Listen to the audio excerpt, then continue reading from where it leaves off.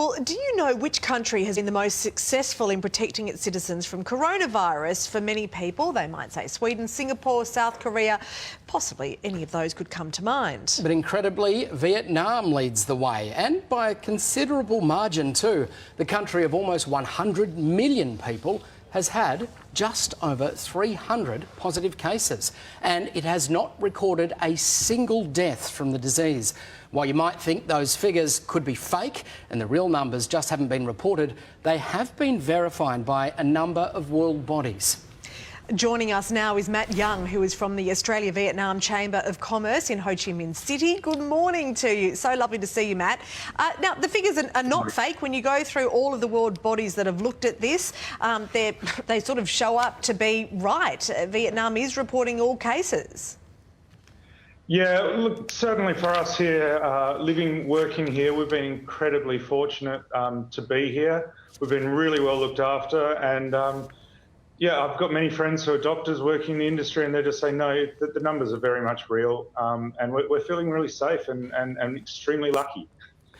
Quite incredible, I think, when you consider, the border with China. We're told Vietnam's success was the government moving so quickly, lockdowns certainly as early as January. Can you run us through what sort of measures were put in place and how quickly? Well, look, I got back from the Tet holiday, which is the Lunar New Year holiday, to find my staff telling me I had to wear a mask to come to work. The schools never returned post the 2-week break late January. They've only just gone back. They closed the border to Wuhan initially because we had some workers up there. And then very quickly that moved on to China. We actually cleared our first 16 cases, and then we had some more come in from Italy, UK and US. So the borders closed down to those quite quickly as well. They quarantined everybody as they came into the country for 14 days. And it's been very successful. Our lockdown was really only about 4 weeks, but it was quite intense, just like it is in Australia. In fact, the measures taken are very similar to Australia, maybe just a couple of weeks ahead, and the results seem to be about the same. So, I mean, it's looking good for Australia too. We're really watching home, and it's great to see the similar trajectory. Yes, interesting. People are saying that Vietnam really learnt some lessons after SARS in the early 2000s. Now, Weekend Sunrise had a segment a couple of months ago where we showed Vietnam's public health campaign. Now, at the time, we had nothing here in Australia, but of course, a campaign's no good if the public don't listen. So how did the Vietnamese people respond to that public health campaign? Look, I think the big takeaway here is the sense of community. Everybody realised that no one person was going to save us. We're all going to save each other.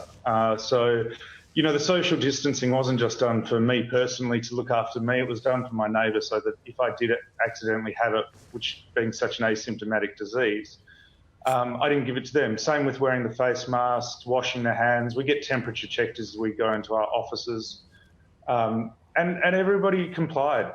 There was no even rush buying. There was a very quick rush buying for less than a couple of days on face masks, but we had plenty of toilet paper and food all the way through. So look, they really did come together as a community, and the expat community here exactly the same. I would say the vast majority.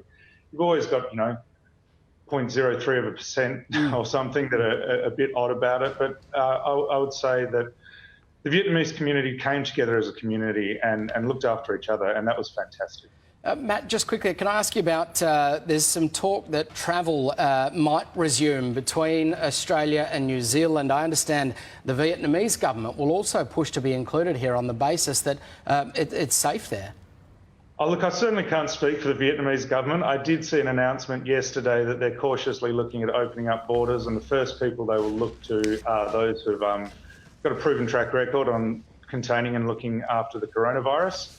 Certainly as a business community, we would support that very, very strongly because obviously we've all suffered here, and tourism's approximately 10% of the Vietnamese economy. So it's a really important thing to us. It's a beautiful country.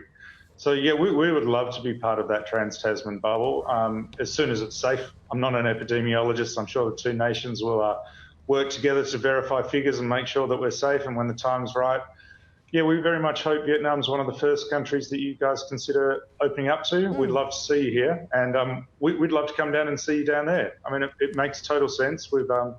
Last year, Australia and New Zealand signed a free trade agreement with ASEAN. So you guys are already close to Vietnam. Yeah. There's great stuff going on at high level, and it would be just fantastic to see Australians back in Vietnam, but safe. Yeah, fingers crossed. It feels like international travel's quite a way away, but that would be a wonderful development. Matt Young from the Australia-Vietnam Chamber of Commerce, thanks very much for your time. Really interesting.